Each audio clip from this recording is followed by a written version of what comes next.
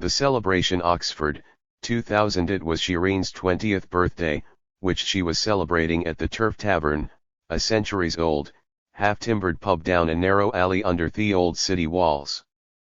Perry, late to the party, walked purposefully with a present tucked under her arm. Having agonized over what to get her friend, she had settled on something she knew Shireen would love, a jean jacket studded with brightly colored sparkling beads. It had cost her a small fortune. When Perry entered the oak-paneled pub, a warm humidity of alcohol and laughter enveloped her under the low ceiling. Given Shireen's popularity, she had expected a large crowd, and so there was. A knot of noisy friends surrounded the birthday girl, whose new boyfriend was next to her, his arm in her shoulder. Her previous boyfriend, a second-year physics student clever and kind, had overplanned their encounters to the point of exasperation, according to Shireen. I decided to dump him after I saw his weekly schedule.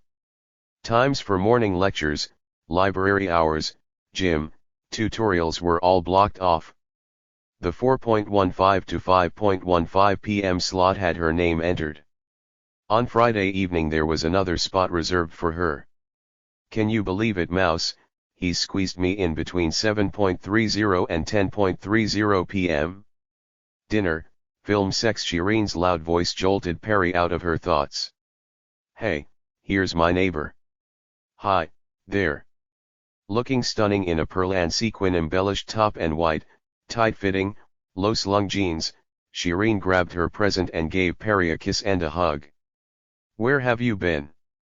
You missed the guest of honor. He just left. Who? Azza, Shireen said, her eyes beaming.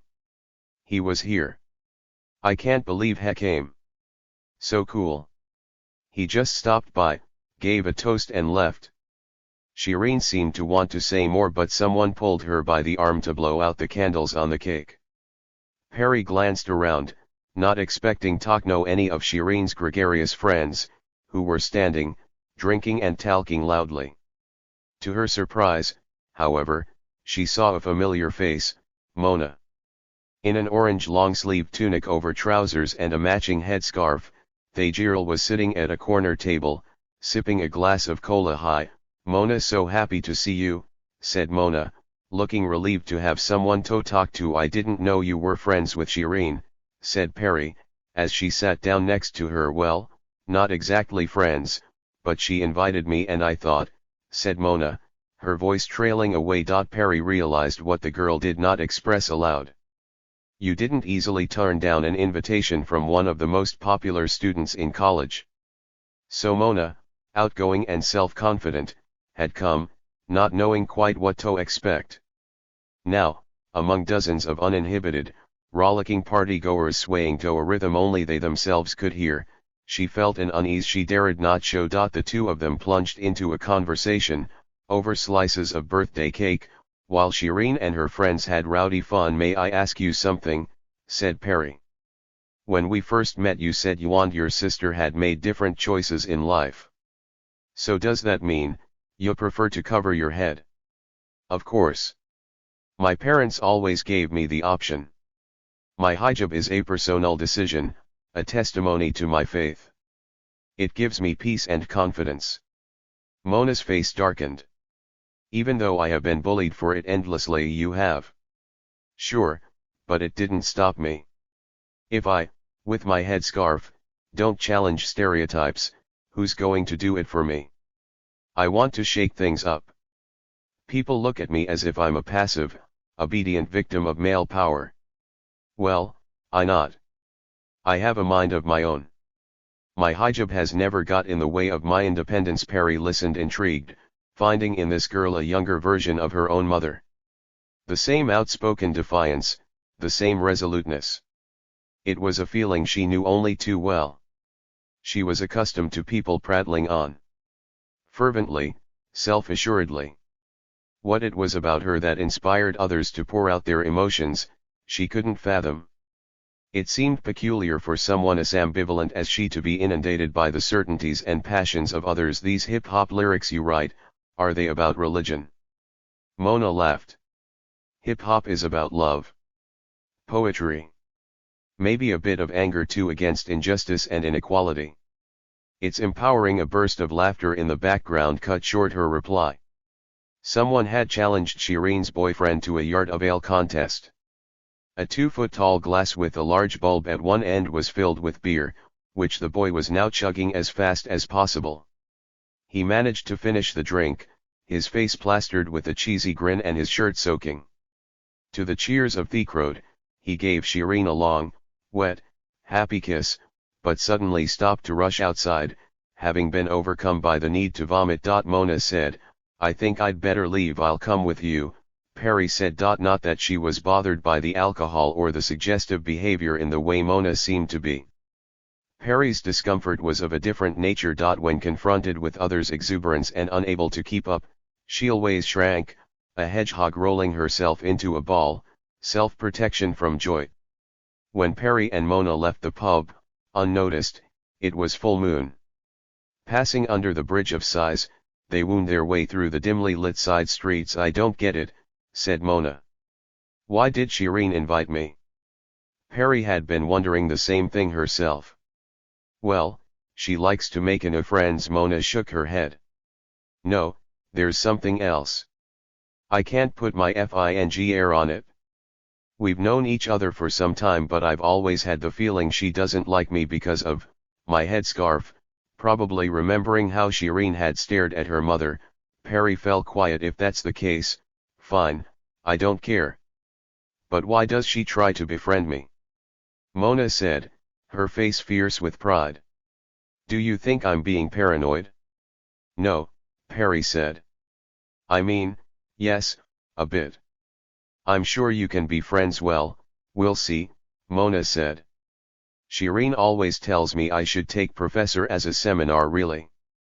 Perry tensed as if her body had sensed a danger her mind was yet to grasp. "She does the same thing to me.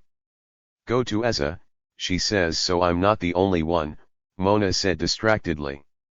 She pointed towards Turl Street. "Anyway, I'm this way. Okay, well, have a good night. You, too, sister," said Mona. "We must meet more often." With that she gripped Perry's hand firmly in both her own, shook it vigorously and disappeared into the night. Alone again with her thoughts, Perry turned onto Broad Street.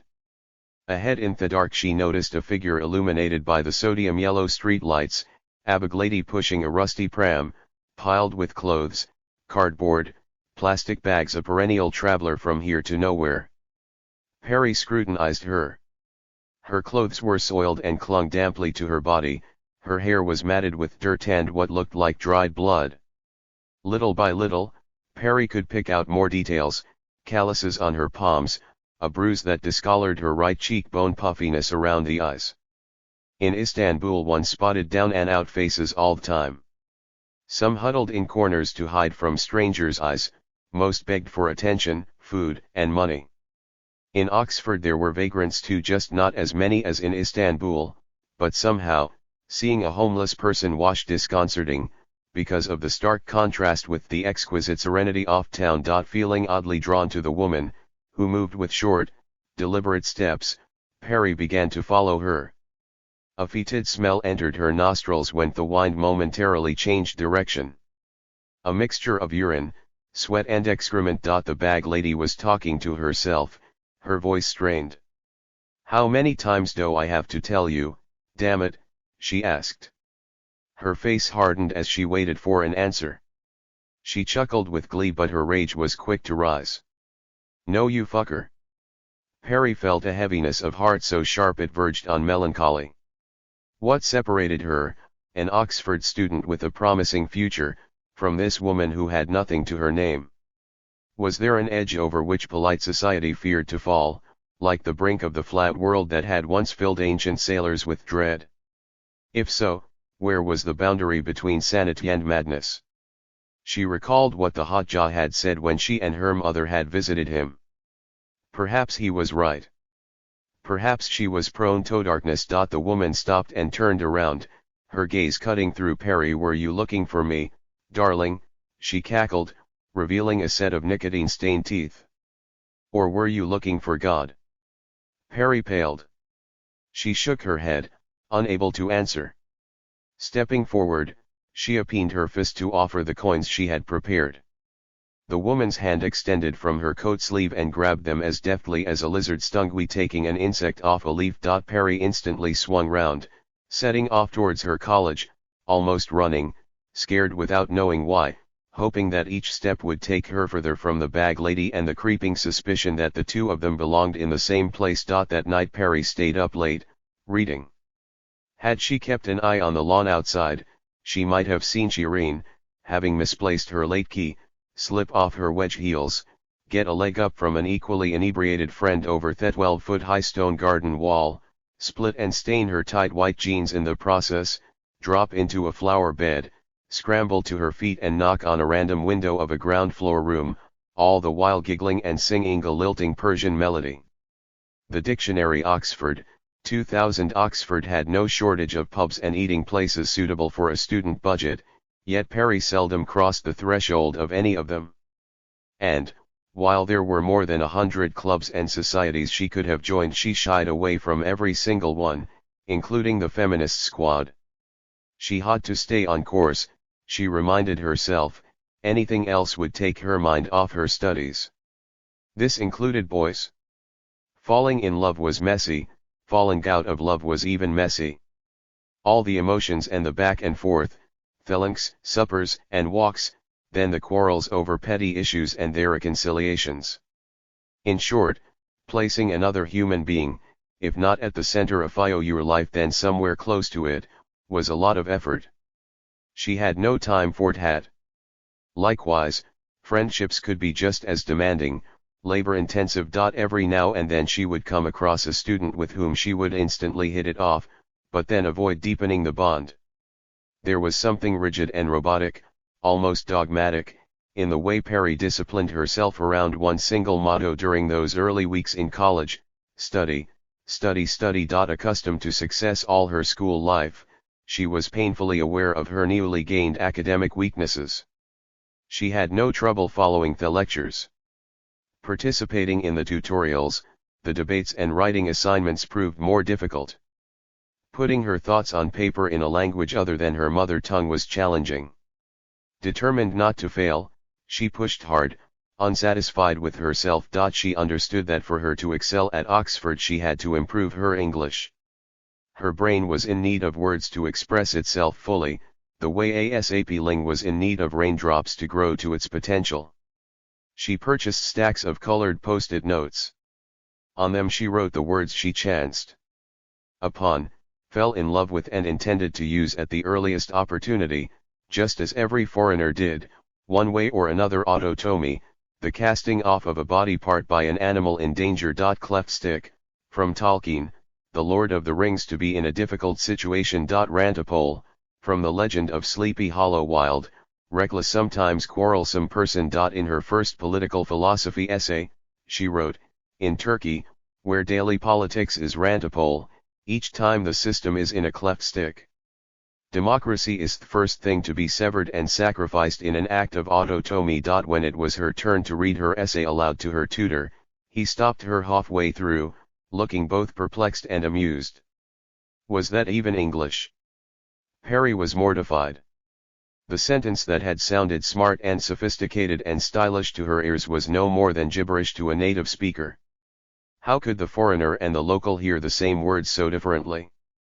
Refusing to be discouraged, obsessed with nuances, she kept on collecting dazzling words. They reminded her of the spiral shells and pink corals, smoothed by countless tides, she had picked up as a child when her family went to the seaside.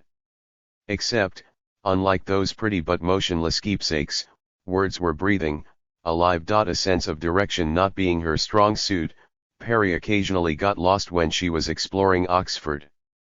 On one of these outings she discovered a bookstore called Two Kinds of Intelligence. Its uneven floorboards creaked and fancied sympathy as she walked across the front room, bookshelves rosato the ceiling on every wall, there was a fireplace in the corner, above which were old prints of Oxford. A flight of wooden stairs led to two small rooms each packed with hand-picked volumes reflecting the owner's peculiar tastes in philosophy, psychology, religion, the occult. with framed photographs on the walls, pastel bean bags on the floor for customers to sit in and a coffee machine that served free coffee all day long, it instantly became a favorite spot. The owners, she was Scottish, he, Pakistani, were impressed with her when they realized she knew the origin of the store's name. It was the title leaf, a poem by Rumi. Perry even remembered a few verses. There are two kinds of intelligence, one acquired, as a child in school memorizes, from books and what the teacher says, the other, intelligence, fluid, a fountainhead from within you, moving out. Well done, said the woman. Come and read here whenever you like to further nourish your intelligence. Both kinds, said the man. This Perry did. Soon it became a habit. She would grab her coffee, put a coin in the tip box and plant herself on a bean bag, reading until her back hurt and her legs felt stiff. She also visited the Bodleian a lot. She would find a remote corral, pile up more books than she could possibly read, surreptitiously open a package of pretzel sticks and bury her head in wave-soft words. She bought postcards with pictures of Oxford. The sunlit medieval streets, the honeyed limestone buildings, the shaded college gardens. A few of these she sent to her parents, but the rest were reserved for her brother Umit. She wrote to him all the time, though his answers were irregular, curt. Still, she never gave up. She kept her postcards light, even mirthful. No need to mention her fears, her migraines, her nightmares and loneliness, which by now, she knew, was both a curse and a companion. Instead, she talked about the oddly engaging ways of the British, their pragmatism, their unspoken confidence in their institutions, their quirky humor. Umit wrote back with messages on lined paper, scraps torn from biscuit boxes, calendars, or grocery bags. But once he sent a postcard. An indigosia, a red fisherman's boat, the calming breeze of the Mediterranean, and a scent soft as promises, as though, he, too, were trying his hand at the art of feigning happiness. During formal hall, in a great hall dating back centuries, surrounded by portraits of former presidents of the college, Perry would sit at the ancient oak benches, the tables adorned with the college silver, served by white-jacketed scouts, and feel translated into another dimension. She was a figure in a painting, surreal and romantic at once. There were parts of the college that had not changed for centuries, and she loved the touch and the smell of a story, continuity. On many days she would visit the old library just to breathe in the heady aroma of the stacked bookshelves. She would go down into a basement where she would wind a handle to move the shelves in order to reach the books she needed. Amidst thousands of titles, each of which was a refuge, she felt complete. Strangely, there was one recurrent thought that would surface in her mind when inside that vastness of knowledge, God. It puzzled her that this was so, since, among all the attributes she might claim for herself, none would come close to religious or even spiritual. This she would never dare tell her mother, but there were moments when she doubted if she believed in anything at all. Culturally, she was a Muslim, of course. She loved the Ramadan and the Eids, each of which filled her heart with warmth and her mind with visceral recollections of smells and tastes. Islam, for her, was reminiscent of a childhood memory, so very familiar and personal but also somehow vague, far removed in space and time. Like a cube of sugar dissolved in her coffee, there and not there. It had always struck her as odd that so many Turks memorized Arabic prayers without having the slightest idea what they were saying. Whether English or Turkish, Perry loved words. She held them in her palms like eggs about to hatch, their tiny hearts beating against her skin, full of life. She inquired into their meanings, hidden and manifest. She studied their etymologies. But for countless believers, the words in the prayers were holy sounds one was expected less to penetrate than to imitate, an echo without a beginning or an end, in which the act of thinking was subsumed by the act of mimicking. In the sheltered bosom of faith, one found the answers by letting go of the questions, one advanced by surrendering. Into her God diary Perry wrote, "Believers favor answers over questions, clarity over uncertainty. Atheists, more or less the same. Funny, when it comes to God, whom we know next to nothing about, Very few of yous actually say, I don't know. The Angel Oxford, 2000. Ever since she arrived at Oxford, Perry had regularly spoken on the phone with her father, deliberately calling at hours when she knew he was more likely to pick up the phone. Today, however, when she called Istanbul, it was her mother who answered. Parasim, Selma said lovingly, but quickly changed her tone. You are coming to your brother's wedding? Yes, mother. I told you I would. She's an angel, I'm telling you. Who? The bride, of course. Silly. Anxious because of the preparations, Selma praised her future daughter-in-law's virtues with an exaggeration that was not lost on Perry. That's great, we could do with an angel in the family, said Perry. She could taste the insinuations wrapped inside her mother's compliments, like sweets hiding something rancid inside shiny packaging. The bride was the daughter Selma had never had, pious, easygoing, obedient. What's wrong with you? Asked Selma. Nothing. Selma sighed. You must be here for the henna night. Unlike the wedding, which was regarded as the groom's responsibility, the henna night fell under the bride's family's duties. Mom, we talked about this. I can only attend the wedding. That won't do. People will gossip. You must come earlier. Perry rolled her eyes. The speed at which her mother could ruin her mood still astonished her, as if Selma, and only Selma, knew exactly where in her daughter's heart to squeeze to speed up the flow of her blood. I can't afford to miss more lectures, Perry said firmly. Their conversation turned sour, each side blaming the other for being selfish. After she hung up, Perry felt a seething resentment at all that had been said and left unsaid, at all that was broken between them and could not be mended. That same night, Perry slept fitfully. She woke up with a pounding headache on the verge of a migraine. She checked the drawers but could not find any painkillers. Massaging her temples, she pressed the bottom of a metal can against her throbbing right eye, which always helped. She crawled back and tobed and curled into herself. She didn't expect to fall asleep, but before she knew it she was dreaming. A garden with gnarled trees. Alone, wearing a dress that fluttered in the breeze, Perry sauntered. Beside a stream, she saw a massive oak. There, dangling from one of the branches, was a baby in a basket, a dark stain covering half of its face. Perry noticed in horror that the tree was on fire, flames licking its trunk from the ground up. She grabbed a bucket and began to draw water from the stream. Soon there was water everywhere, churning and eddying around her feet. When she looked up again, the baby was no longer on the tree, it had been carried away by what had now become a rowdy river.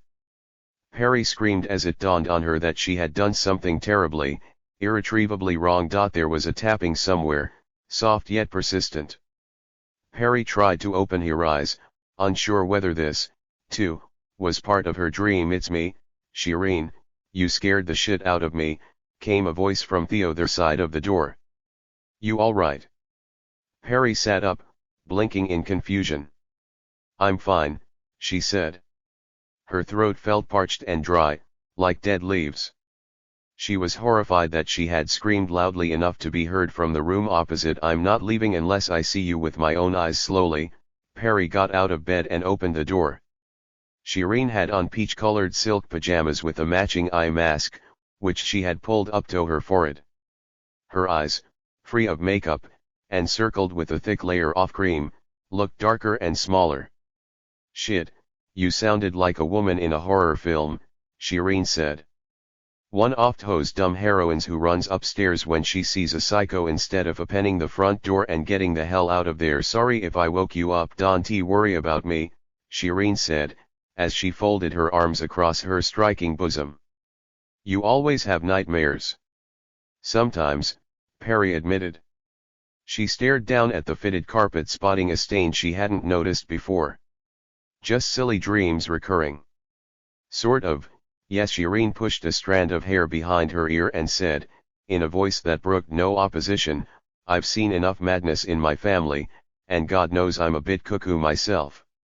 I can recognize it when I see it. You mean I'm crazy? Not certifiably nuts, but the scream I heard was quite something. If you have a psychological problem, You've got to deal with it. I don't have a psychological problem. Arg. Shireen unleashed an excruciating sound, like a wild animal being pierced by an arrow. I get so upset when people are offended by the word psychological. I bet you wouldn't have been offended if I said you were a hemorrhoidal, Perry corrected. Whatever, said Shireen, glancing at the post-its on the walls. You're the dictionary girl. Look, it's very kind of you to come to check on me, but I'm fine. Through the leaded window the moon cast a distorted rectangle of light onto her face. I'll be going home for my brother's wedding. I can't afford Thomas lectures, but family obligations come first. I feel a bit stressed out. Shireen nodded. Fine, go to that wedding, but when you come back you need to get out more. It's okay to have a bit of fun, you're young, did you forget? I'm not like you, Perry said quietly. You mean you enjoy misery? Of course not. There are two ways of dealing with melancholy, said Shireen. You either sit in the driver's seat and step on the gas while Mr. Depression screams his head off at the back. Or you let him do the driving, and he frightens you instead. What difference does it make? Asked Perry. If you're going to run smack into a tree anyway, yeah, but you get to drive, sister, not that sad old Mr. Depression. Isn't that something? Sensing that she could not win this argument, Perry tried to change the subject in the only way she could think of. By the way, that professor you mentioned, I looked up his seminar. You did? A shade of pink crept up Shireen's cheeks. Isn't he charming? I haven't met him, only read the description in the options list. Oh. Well, what do you think? It looks interesting. Shireen strode towards the door.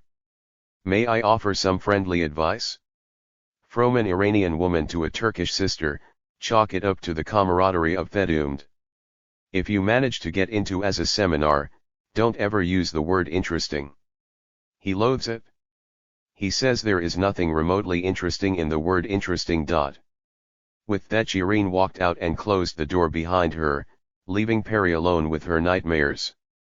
The desserts arrived, served on crystal plates: hazelnut mousse cake with a chocolate custard center and an oven-baked quince with buffalo cream on top.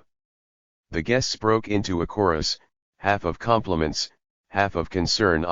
I must have put on 2 pounds tonight, said the PR woman, patting her belly. Don't worry, you'll burn it off by the time you get home, reassured the businessman's wife. Just keep arguing about politics, said the journalist.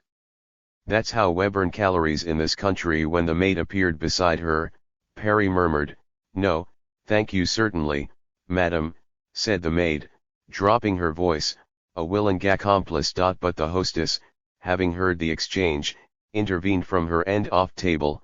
No, darling. I wasn't cross when you opposed our views, but I'd not be best pleased if you don't try my cake, Perry conceded, as she had to. She would eat both the quince and the cake. It never ceased to puzzle her why women were so keen on fattening each other up. Something to do with the law of comparative aesthetics: when many were on the chubby side, no one actually was. But perhaps she was being cynical. The long-lost voice of Shireen sounded in her head. Believe me, mouse, not cynical enough. As soon as the hostess, now satisfied, turned her attention to the next guest, Perry grabbed her wine glass. She had been drinking more than usual this evening, though nobody seemed to notice, least of all herself. A crack hot appeared in the dam she had erected over the years to block the flow of unwanted emotions into her heart.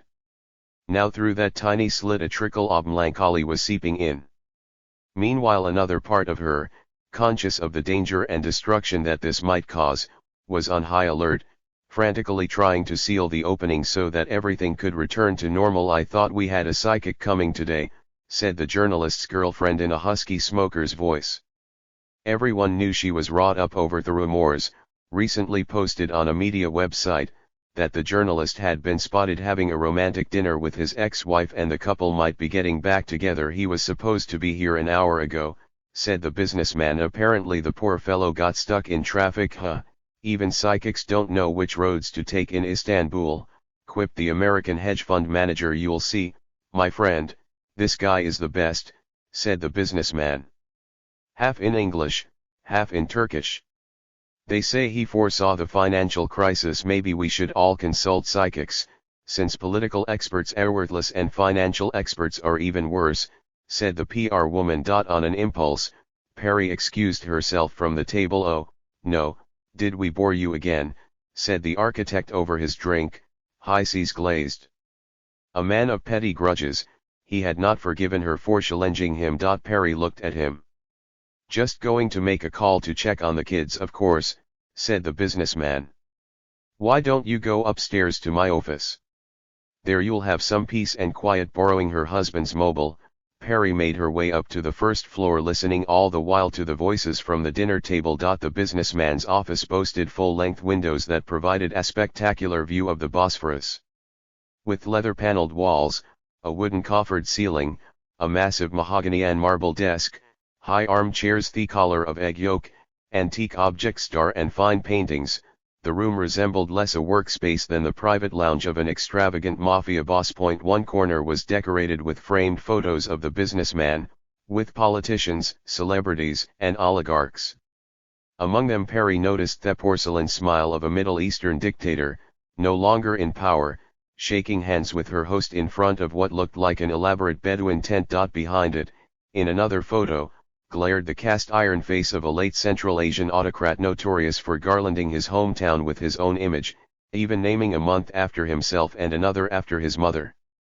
Perry inhaled deeply, holding an imaginary cloud of smoke in her lungs, unable to breathe out.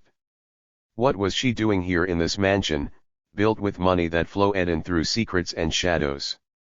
In that moment, she felt like a pebble in a river, tossed about endlessly in the current. If Professor Asa were here, he might have smiled and quoted from his book The Guide to Remaining Perplexed, "There's no wisdom without love. No love without freedom. And no freedom unless we dare to walk away from what we have become." Quickly, as if fleeing her own mind, she dialed her home number. Leaning her forehead against the window, she examined the view outside as he waited for her mother, who was minding the children, to pick up the phone. Behind the glass, under a crescent moon too luminous to be real, the city spread outwards, houses tilting to one side as if murmuring secrets to another, streets with sharp bends winding up steep hills, the last of theta houses closing their doors and the last of the customers departing. She wondered what the children who stole her handbag were doing.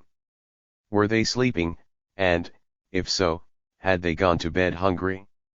It occurred to Perry that they might be dreaming now and that she could be somewhere in their dreams, a crazy woman holding her high-heeled shoes in her hands, chasing them through the streets. Selma answered the phone on the fourth ring. "Is the dinner over?" "Not yet," said Perry. "We're still here." "Are the boys okay?" "Of course, why wouldn't they be okay? They had a great time with Grandma. Now they're sleeping. Have they eaten?" "You think I'd let them go hungry?" "I made Manti *, they wolfed it down. Poor things, they looked like they had missed it." Perry, who had not inherited Selma's culinary talents, heard the reprimand in her mother's voice. She said, "Thanks, I'm sure they loved it. You're welcome. See you in the morning. I might be asleep by the time I come back. Wait." Perry paused. "Mum, can you do me a favor?" There was a shuffling sound and Perry knew her mother had moved the telephone to her left ear so she could hear better. She had visibly aged since her husband passed away. Oddly enough, after all those years of hostility, Selma's world had fallen apart the day Mensur died, as though it had been the fight she put up against her husband that kept her fully alive. "In the bedroom, in the second drawer, there must be a notebook," said Perry. "Turquoise. Leather, the one your father gave you."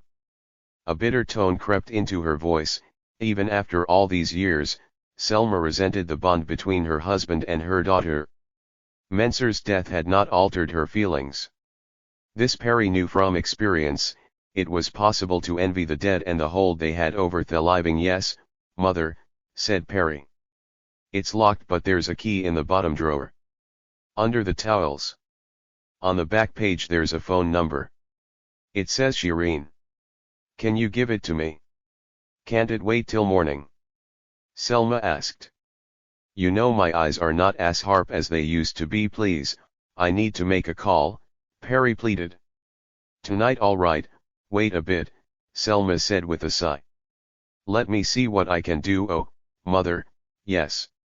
Afterwards, could you please lock up the notebook again? Step by step, Selma said wearily. Don't confuse me. Perry heard a clunk as her mother put the receiver aside. The sound of retreating footsteps, heavy and hurried. She waited, chewing her bottom lip. Far in the distance, under the lights from the second bridge, the sea washed greenish blue, the color of anticipation. She studied her reflection in the window, noting with disapproval her flabby midriff. Still, she had yet to begin to age quickly, as she had feared she might. There were different ways of growing of old, perhaps. Some withered first in body, others in mind, yet others in soul. There was a box inside the part of the brain that stored memory, a music box, its enamel paint chipped, its notes that of a haunting melody. Stashed away in it were all the things that the mind neither wanted to forget nor dared to remember.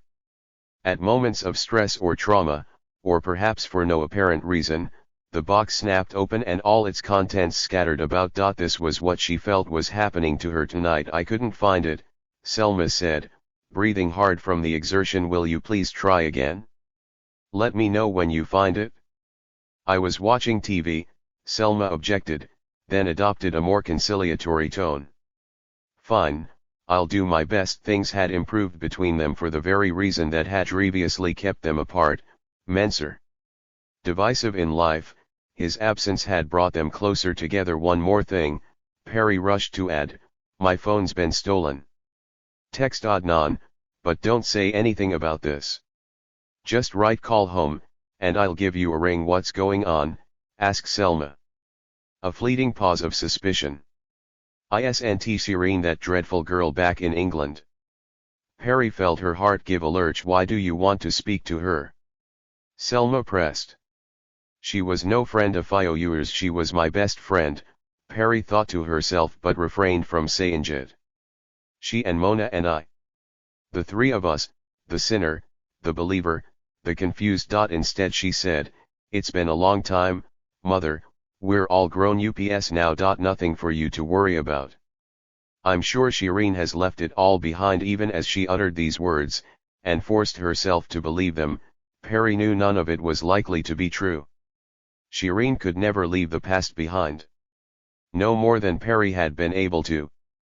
The Maidenhood Belt, Oxford, Istanbul, 2001. Afternoon on the cusp of winter, the wind tasting of sea salt and sulfur, Perry arrived in Istanbul for her brother's wedding. She had missed her city of birth dearly, however lonely she might have felt when she lived here, she had been lonelier while she was away. As if to prevent herself from harboring melancholy thoughts, from the moment she put her suitcase down she was inundated by a list of obligations, relatives to visit, gifts to buy, chores to complete. It didn't take Perry long to sense that in her absence a pyramid of tension had been erected in the Nalbantoglu household, making the air heavy, difficult to breathe. Some of the ill feeling was old, the usual bitter and short-tempered exchanges between her parents. A large part of it, however, was recent, precipitated by the wedding preparations. The bride's family had insisted on a lavish ceremony, one worthy of their daughter. The salon that had been rented was replaced at the last minute by a bigger venue, which meant inviting more people, ordering more food and, ultimately spending more money. Still, no one was satisfied. While the two families kept exchanging pleasantries and compliments, underneath the veneer of graciousness, a tide of resentment flowed both ways. The morning of the wedding, Perry woke up to succulent smells drifting through the house. When she went into the kitchen, she found her mother wearing an apron with yellow daisies printed all over it, baking 3 different kinds of borek, spinach, white cheese, minced meat. Scrubbing, waxing, dusting, washing, Selma had been laboring at a superhuman patience, seemed unable to slow down. Tell that woman, she's going to work herself to death, said Mensur to his daughter, sitting at the kitchen table, without lifting his eyes from his newspaper, a center-left daily he had subscribed to for as long as Perry could remember. Tell that man, his son is getting married. It happens once in a lifetime, reposted Selma. Perry sighed. You two are like kids, why aren't you speaking to each other? At this her father turned the page, her mother rolled out another lump of dough. Sitting on a chair between them, as if to create a buffer zone, Perry asked, so how was the henna night? Selma bit her lower lip, her stare like splintered glass. You missed it. You should have been here, Mom, I told you I wouldn't be able to make it. I had class as well, just so you know, everyone asked about you. Behind my back they have been gossiping. The son is not here, the daughter is not here, what a family. Umit is not coming, asked Perry. He said he was. He promised. I made his favorite dishes. I told everyone he was coming. But at the last minute he calls and says, Mom, I have important things to do. What important things? He thinks I'm a fool. I don't understand that boy, but Perry did. Since he had been released from prison, Umit preferred a quiet life in a southern town, making knickknacks for tourists in a cabin he called home, his smile no less brittle than the seashells that now provided his livelihood. They had visited him a few times in the past. He was always polite and reserved, as though talking to strangers. The woman he lived with, a divorcee with 2 children, said he was fine, but sometimes his mood darkened unexpectedly. He became peevish, irritable, unable to get out of bed, unable to wash his face. She said sometimes he snapped so badly she had to keep an eye on him day and night, not because she feared he might hurt her or her children, but because he might hurt himself. She kept the razors out of sight, as those cuts, they did not heal easily, neither did shed well on this, nor did the Nalbantaglus probe further for fear it was too much for them to handle. Look, I'm sorry, I'd have come earlier if I could, said Perry. She had no intention of quarreling with her mother. How was it?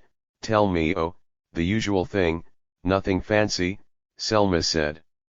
In return, they expect us to shower them in diamonds. Like a meticulous accountant, Selma had been keeping a record of how much money the Nalbantaglus had forked out versus the other family, how many people the groom would be inviting versus the bride's guest list, and so on. It was as though a grocer's scale had materialized in the midst of their lives. Whatever weight one family placed in one pan had to be counterbalanced by the other side. If this were a tug of war of sorts, it was done with the utmost propriety. Perry was amazed to observe how one minute her mother would compare and complain, and the next minute merrily chatter with the bride's mother on the phone, joking and giggling like a schoolgirl. Regardless of the expenditure, there were qualities about the bride that pleased Selma endlessly, her family being quite religious. For one, in fairness, they brought a brilliant hotja to henna night, Selma said, voice like a nightingale. Everyone wept. The bride's family are more pious than our 7th-generation ancestry. They descend from hajis and sheikhs. She enunciated the last words with emphasis, making sure they reached Huraspan's unenlightened ears. Splendid. Mensur retorted from his corner. That means there are just as many heretics in their bloodline. Perry, explain to your mother. There's a basic concept in dialectics. The negation of the negation. Every doctrine creates its opposition. Where there are many saints, there are bound to be many sinners. Selma's brow furrowed. Perry, tell him he's talking nonsense. Dad, Mom, enough, Perry said. We're lucky that my brother found a partner who makes him happy. That's all that matters. She had met the bride a couple of times. A young woman with dimpled cheeks, hazel eyes that widened at the slightest surprise, and a fondness for golden bangles. She appeared rather shy. She wore a headscarf, tying it in a style that Perry learned was called the Dubai way. The Istanbul way suited round faces, the Dubai way oval faces, and the Gulf way square faces. Perry was astonished to discover a whole line of Islamic fashion that was either newly emerging or had hitherto escaped her attention.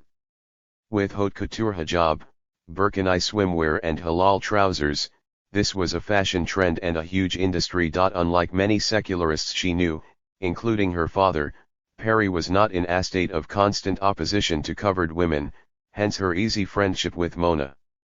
She preferred to consider not what was on top of people's heads, but what was inside of them.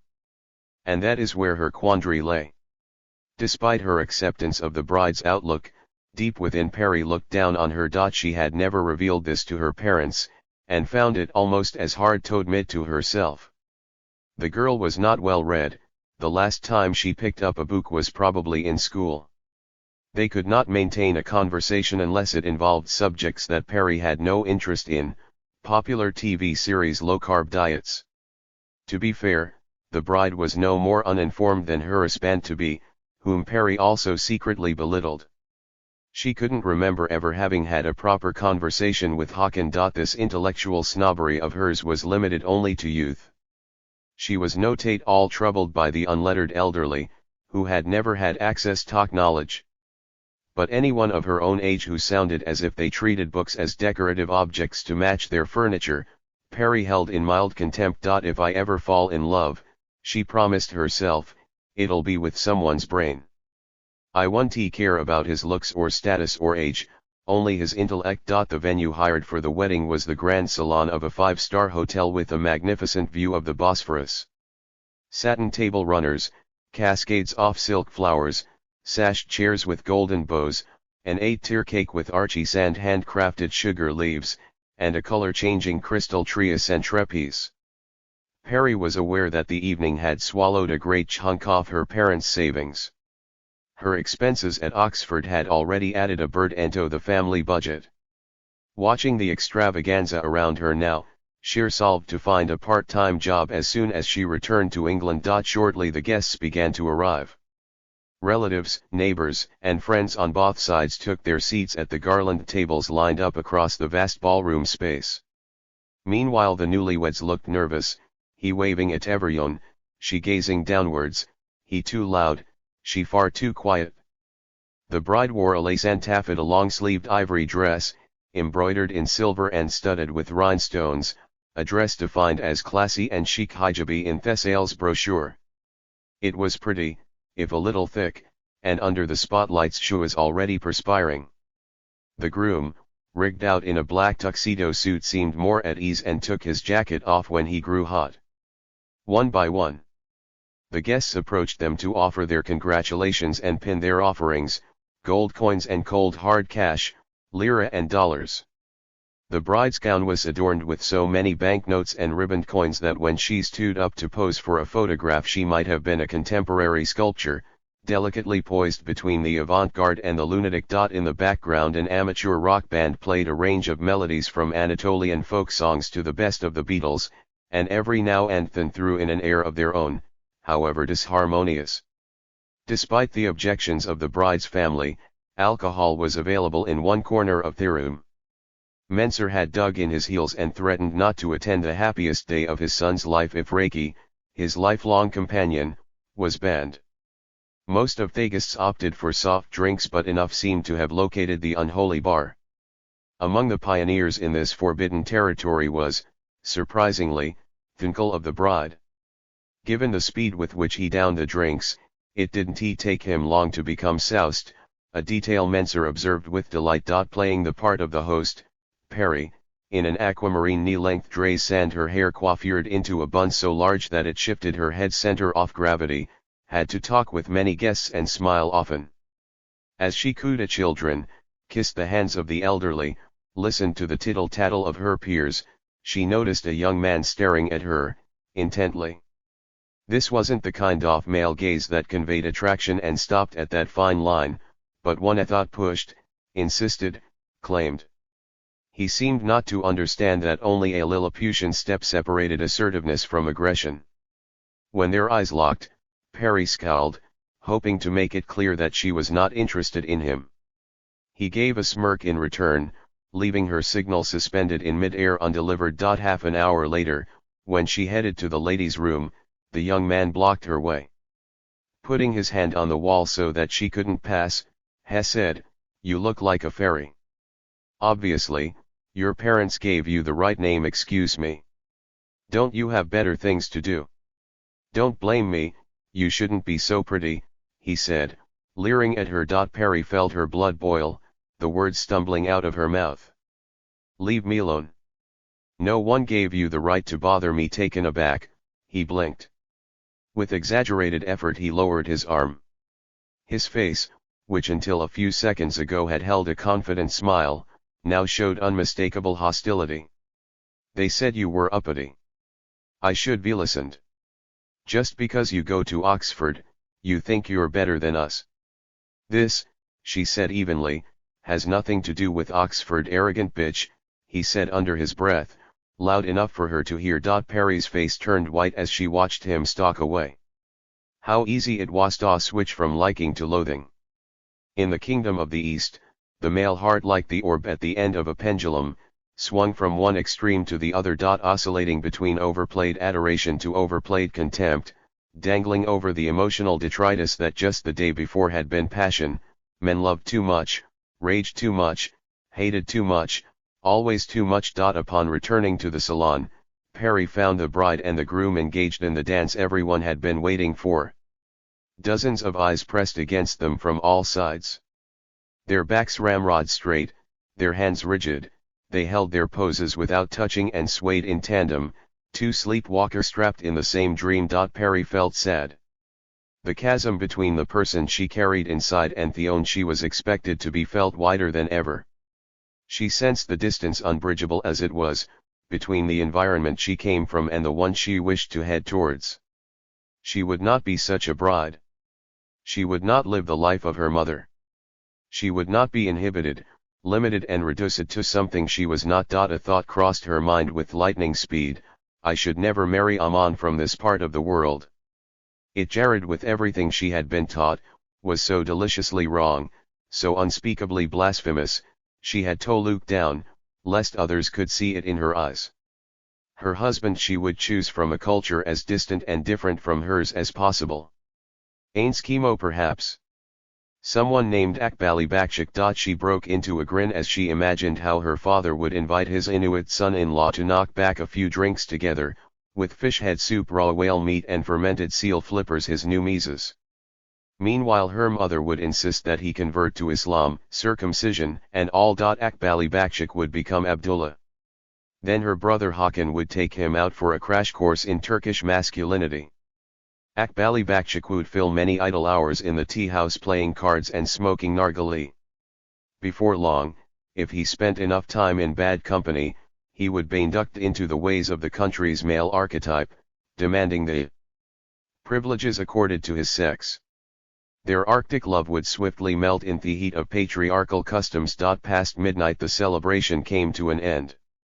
One by one the remaining guests said their farewells and the band members packed up and cleared out, leaving only close family members behind. The next morning the newlyweds would embark on their one-week honeymoon.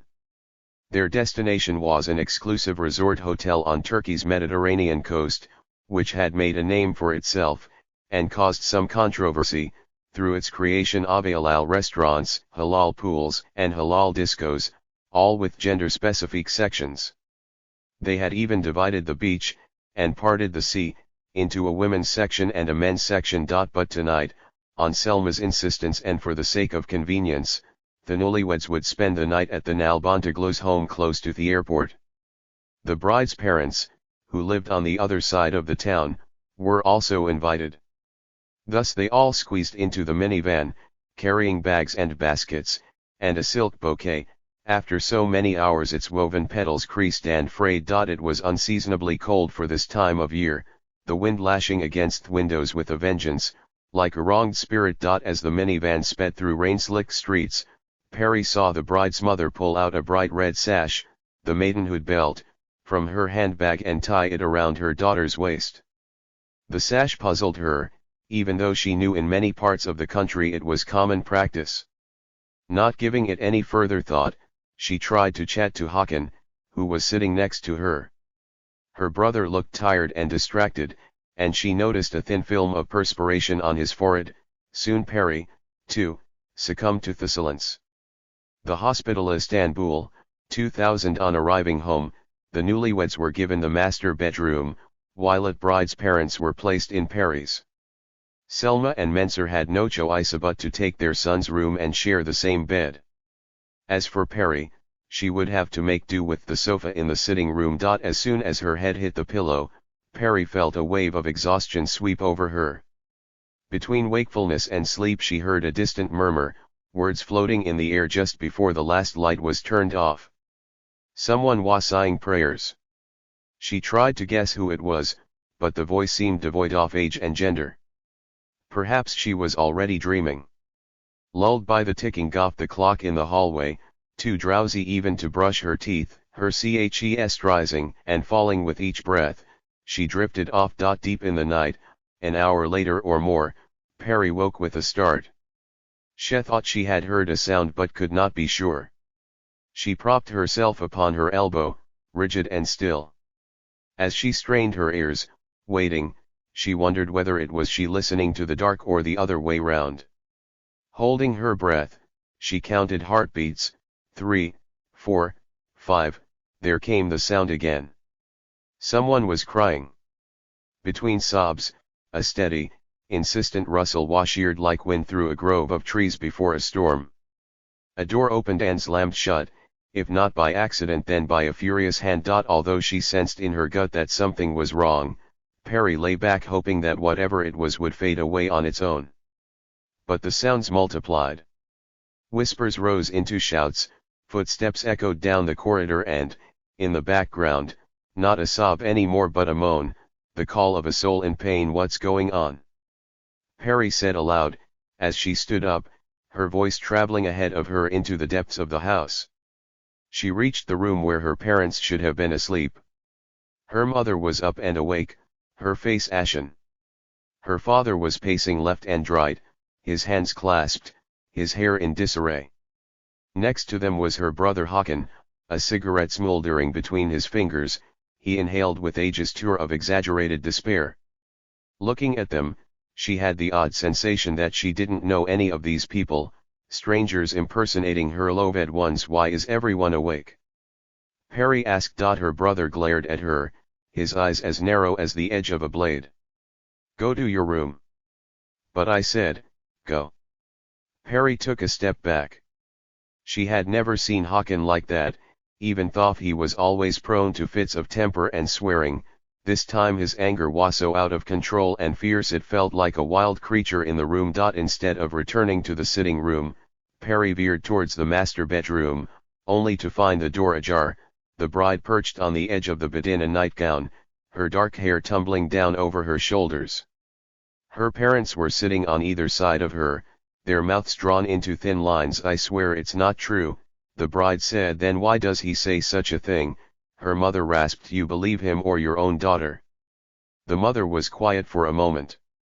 I'll believe what the doctor says. Slowly, as though in a trance, Peri understood the reason behind the sounds she had heard earlier. Her brother had stormed out of the bedroom convinced that his new wife was no virgin. What doctor? The bride asked, her eyes, red-rimmed and frightened, stared out of the window into the city. The sky, coal black with the moon hidden behind a cloud, bled a hue of purple on the horizon, the harbinger of dawn. That's the only way to get to the bottom of this, said the woman as she rose to her feet, grabbed her daughter by the hand and pulled her from the bed. Mum, please don't, the bride whispered, her voice smaller than a pearl. But the woman was not listening. Go and get our coats, she said to her husband, at which he nodded, out of habit if not agreement. Blood rushing to her face, Peri hurried back to her parents' side. Baba, stop them. They're going to the hospital. Mensur, in his cotton pajamas, had the wretched look of someone who'd been thrust into a play in which he didn't know his lines. He glanced at his daughter, then at the bride and her mother, who were now passing in front of them, heading for the door. It was the same helplessness he had displayed years ago, the night the police had raided their home. Let us all calm down, said Mensur. No need to involve strangers. We're a family now. The bride's mother deflected these words with a wave of her hand. If my daughter is at fault, I'll punish her myself. But if your son is lying, as Allah is my witness, I'll make him regret this. Mensur said, please, we must not act with anger. Let them do whatever they want, interjected Hakan, cigarette smoke curling from his nostrils. I want to learn the truth too. I've a right to know what kind of a woman I married. Perry gaped at her brother. How can you say such a thing? Shut up. Hawkins said in a voice so flat it didn't quite match the harshness of the message. I told you to stay out of this. In less than half an hour they were all sitting on a bench in the nearest hospital. All save for the bride. Of that night, which would replay in her memory for years to come. Several details would remain with Perry: the cracks on the ceiling that resembled the map of a forgotten continent, the nurse's shoes that click-clacked against the concrete floor, the odor of disinfectant mixed with the smells of blood and infection, the moss-green paint daubed on the walls, the sign emergency sectio with the missing letter, and the disturbing thought drilling into her brain, that no matter how surreal she found everything that was happening, it could easily have been her subjected to the same examination, had her parents married her off to a family that cared about these things. Yes, Perry understood it with a sinking heart. She had heard about wedding night crises, but she always assumed such things happened to other people, peasants in God-forsaken villages, provincials who knew no better. Hers was not a family to get entangled in a virginity test at a ramshackle hospital. Since her childhood she had been treated as an equal to her brothers, if not more favorably. She was treasured, spoiled, and loved by both parents. All the same, growing up in a tight neighborhood where there were eyes behind every lace curtain watching and judging, she was mindful of the boundaries not to cross, what not to wear, how to sit in public, when to return home from an evening out, that is, most of the time. In the last year of school, the whirlpool of dissent and defiance that had caught most of her classmates in its current and carried them far and wide had at first left her untouched, moored on the high moral ground. While her peers had broken taboos and each other's arts with equal fervor, Perry had led a tranquil life. But then she had fallen in love, and love, though as brief as it was bold, smashed her well-preserved boundaries. Unknown to her parents, she had gone all the way with her leftist boyfriend. She could now see the fragility of her position as the beloved daughter. She felt like a hypocrite. Here she was, waiting for the result of another young woman's virginity test when she was not a virgin herself. Why is it taking so long? Is there a problem?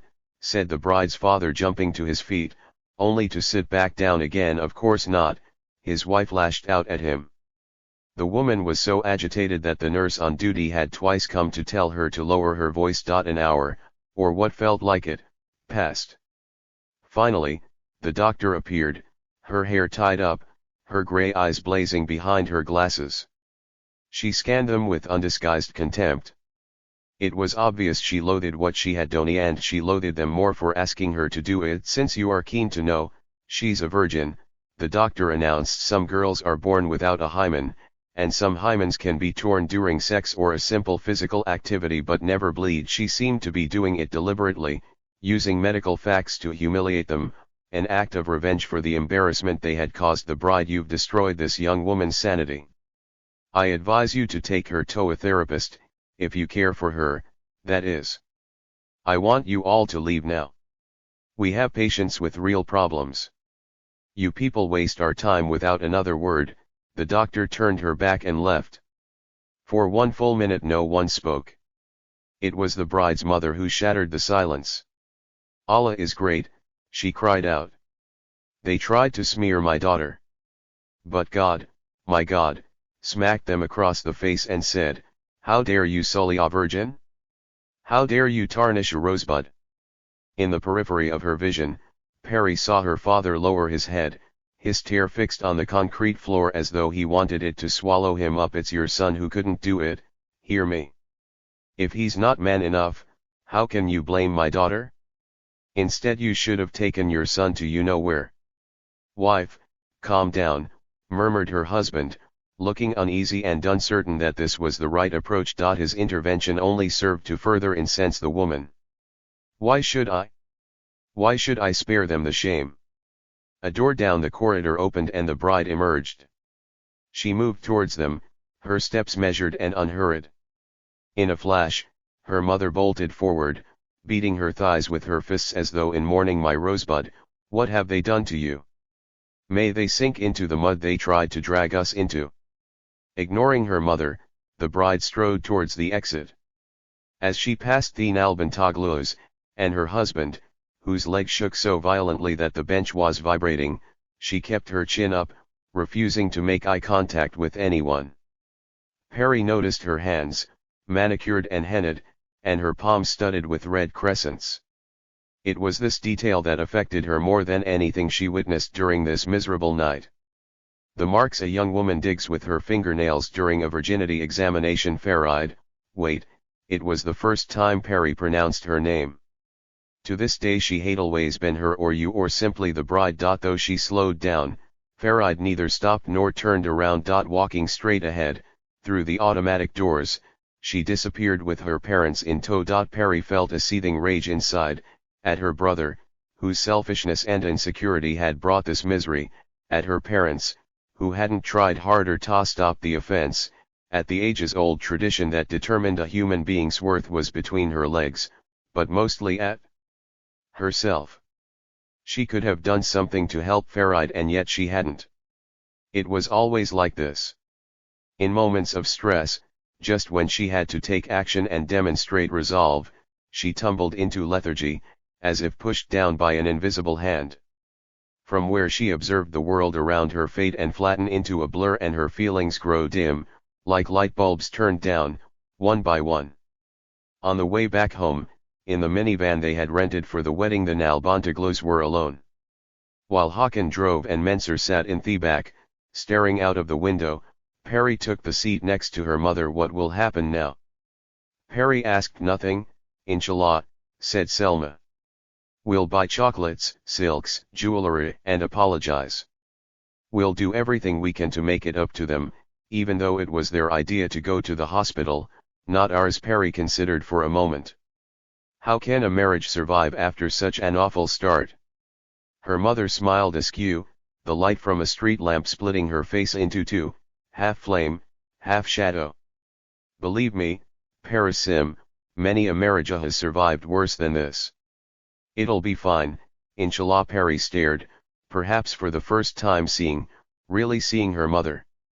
It occurred to her that her parents' marriage might not be all that it appeared to be, and her darling father not always the gentleman she believed he was. Her thoughts flitted to the wedding portrait of her parents that they kept in the cabinet, framed but not on display.